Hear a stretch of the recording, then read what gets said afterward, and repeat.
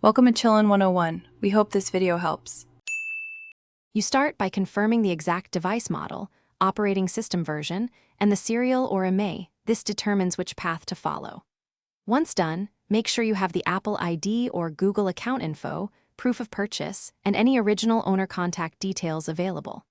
Connect the device to a reliable Wi-Fi network and charge it to at least 50%.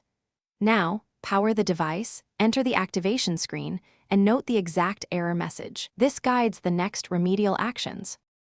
You'll proceed with account recovery.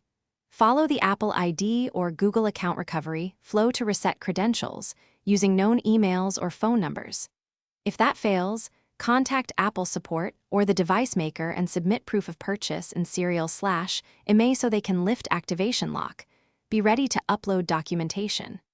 If the device came from a reseller, request a transfer of ownership or a remote removal by the previous owner. Make sure to get any support case numbers for follow-up.